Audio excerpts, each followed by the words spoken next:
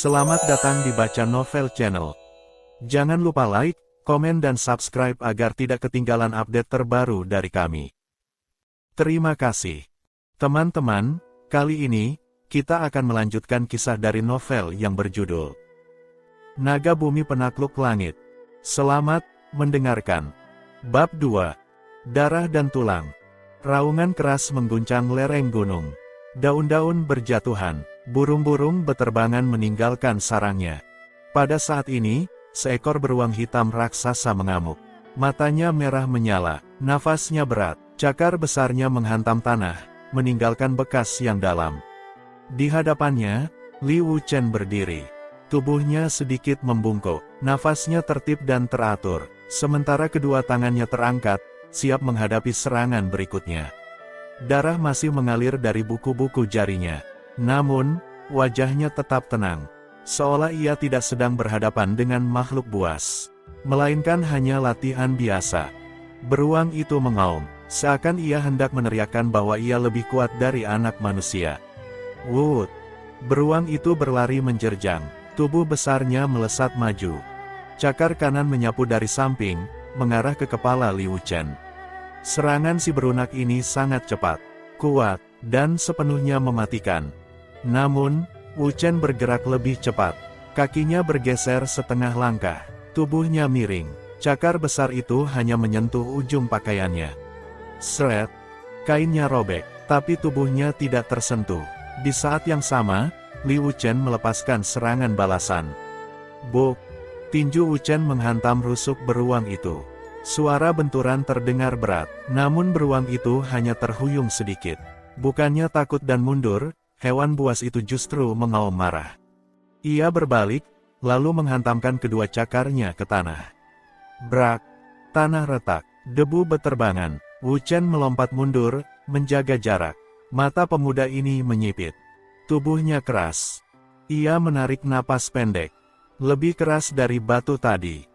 Di kejauhan, pria tua bertolak pinggang sambil menyeringai. Baru sadar, teriaknya. Wuchen tidak menoleh. Kalau begitu, aku hanya perlu memukul lebih keras. Pria tua itu tertawa keras. Bodoh, kalau hanya soal keras, semua orang bisa jadi pendekar.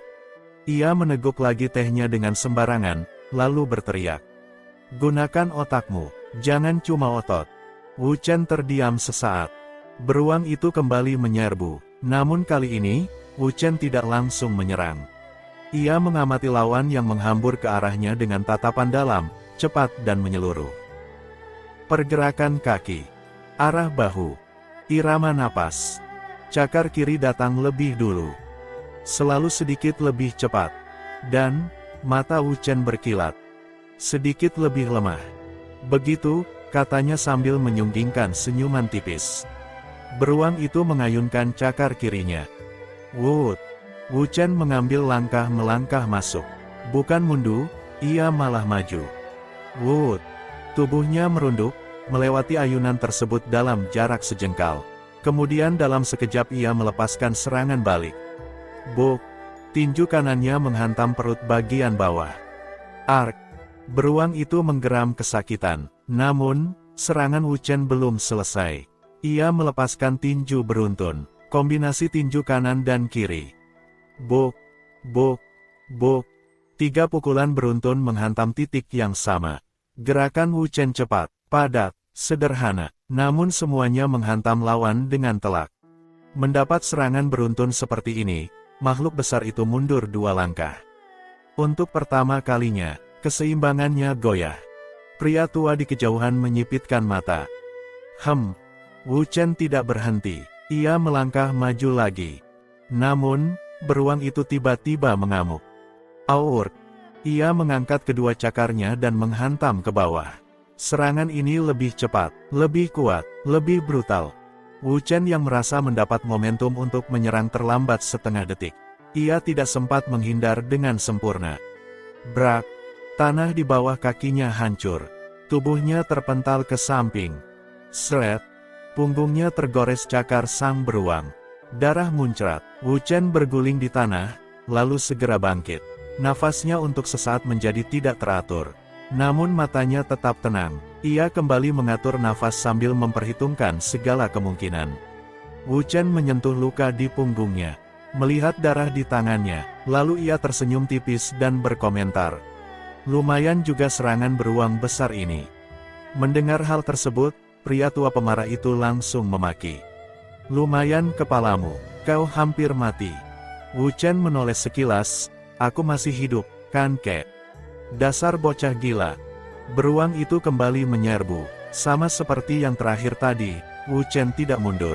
Ia berdiri tegak, menunggu, dan saat cakar itu hampir menyentuh wajahnya, ia bergerak. Satu langkah ke kiri, satu putaran kecil, tubuhnya masuk ke sisi buta beruang itu. Lalu, bok, tinju kirinya menghantam leher. Krek, suara tulang berderak, beruang itu terhuyung. Wu Chen tidak memberi kesempatan. Ia melompat, kedua kakinya menghentak tanah dan tubuhnya melesat ke atas. Kemudian, ia mengerahkan semua tenaganya pada kaki kanan. Lalu, brak, sebuah tendangan menghantam kepala beruang itu dari atas. Bletak, makhluk besar itu jatuh berlutut membuat tanah bergetar. Wu Chen kemudian mendarat dengan ringan.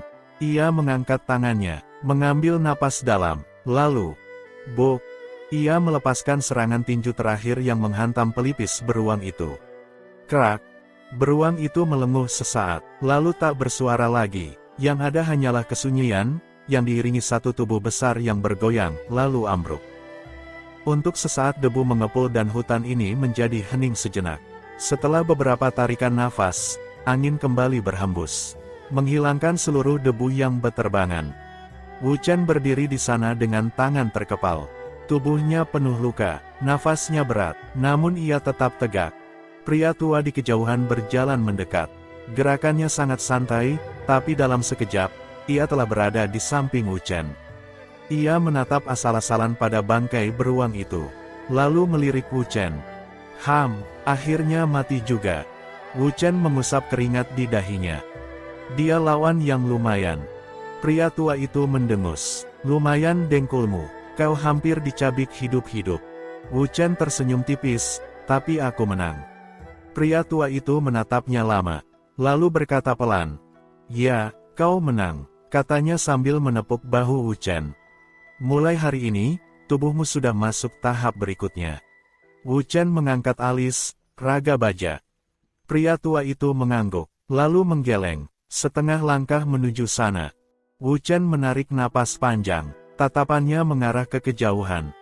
"Guru, kapan aku boleh turun gunung?" Pria tua itu menyeringai, lalu, bletak. Ia menjitak kepala Wu Chen, tidak membuat kepalanya hancur, tapi cukup untuk membuat Wu Chen meringis kesakitan. Tidak sabar ingin mencari masalah. Wu Chen menjawab sambil mengelus-ngelus kepalanya yang sakit. "Bukan mencari masalah." Ia mengepalkan tangannya. "Aku hanya ingin melihat, seberapa kuat orang-orang di luar sana." Pria tua itu tertawa. "Baik. Kita turun besok." Keesokan harinya, jalan setapak di kaki gunung tampak sepi. Wu Chen berjalan santai, pakaiannya sederhana, tidak mencolok. Jika dilihat sekilas, ia hanyalah pemuda biasa. Tidak ada aura, tidak ada tekanan, tidak ada tanda-tanda kekuatan. Di belakangnya, seorang pria tua berjalan sambil membawa kendi teh.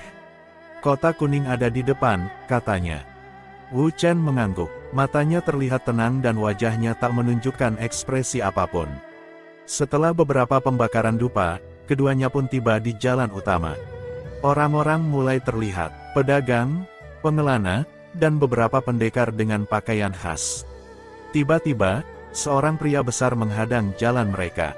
Tubuhnya kekar, wajahnya kasar, dengan rambut gondrong dan cambang yang berantakan. Kesangarannya dilengkapi dengan sebuah golok tergantung di pinggangnya. "Berhenti," kata pria besar ini galak. Wu Chen menghentikan langkahnya, sedangkan pria tua di belakangnya menguap. "Ada apa lagi ini?" gumamnya malas. Pria besar itu menunjuk Wu Chen. "Kau baru turun dari gunung." Wu Chen mengangguk, "Benar, ada apa?" Pria besar itu menyeringai. "Wilayah ini milik kelompok kami. Setiap orang yang lewat harus bayar." Wu Chen menatapnya datar. Berapa? Pria itu mengangkat 5 jari, 50 koin perak. Wu Chen mengangguk kecil, lalu berkata, aku tidak punya. Hening sejenak. Kemudian, pria besar itu tertawa keras. Tidak punya, lalu kau pikir bisa lewat begitu saja? Pria galak ini mencabut goloknya. Wood, kalau tidak bayar, kau tinggalkan tanganmu. Beberapa orang di sekitar mulai menjauh. Pria tua di belakang Wu Chen berkomentar santai. Potong tangan kiri atau kanan?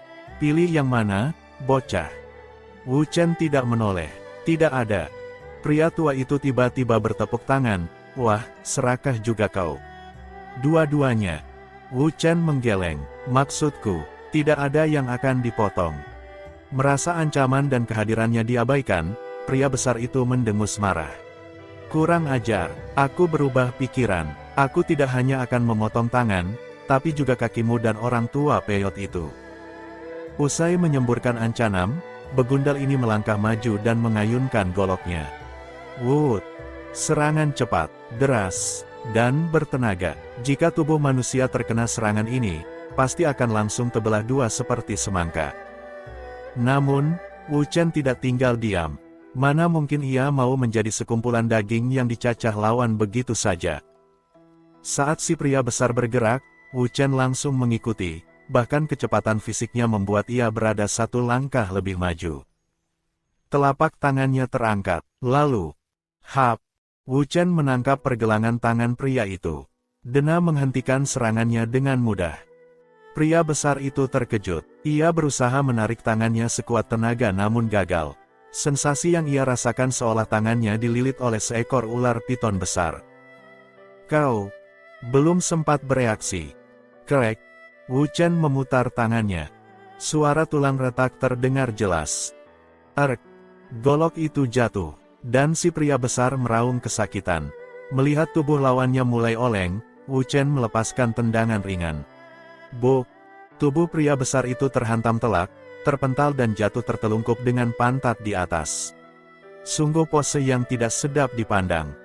Melihat kejadian ini, keadaan langsung sunyi. Semua orang menatap dengan mata terbelalak.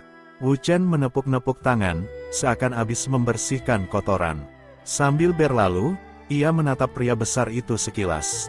Lalu berkata datar, "Jangan mengganggu orang lewat," katanya sambil melanjutkan berjalan. Seolah tidak terjadi apa-apa, pria tua di belakangnya tertawa kecil. Haha, lumayan untuk pemanasan. Ia menepuk pundak Wu Chen. Kota kuning sudah dekat. Wu Chen mengangguk, matanya menatap ke depan, ke arah gerbang kota yang mulai terlihat di kejauhan. Tanpa Wu Chen sadari, di atas tembok kota, sepasang mata jernih sedang memperhatikannya. Tenang, dingin, penuh rasa ingin tahu. Itu adalah seorang gadis cantik berbaju putih. Lin Suer berdiri di sana. Angin meniup rambutnya pelan, matanya tidak lepas dari sosok pemuda tanpa aura itu. Menarik, gumamnya pelan. Bersambung,